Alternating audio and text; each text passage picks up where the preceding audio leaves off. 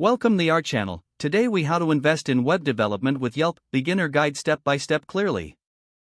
Investing in web development with Yelp starts with understanding the platform's potential.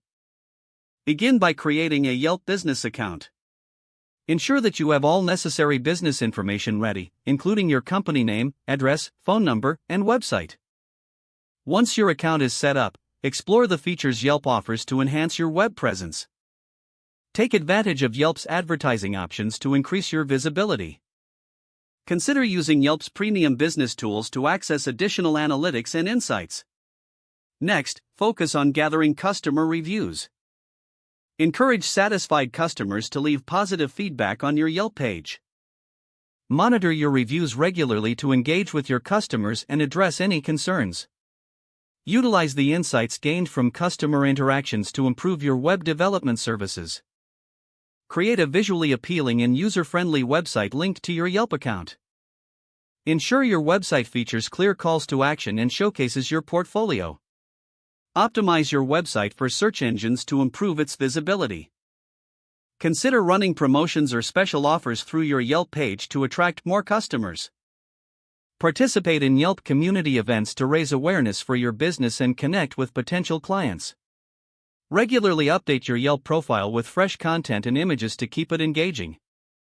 Finally, track your progress and adjust your strategies based on performance metrics gathered from Yelp. By following these steps, you can effectively invest in web development through Yelp and boost your business growth. If the page does not load, refresh the browser or try again in a private or incognito window. Make sure you are using the correct email address, then retype it carefully to avoid small typos.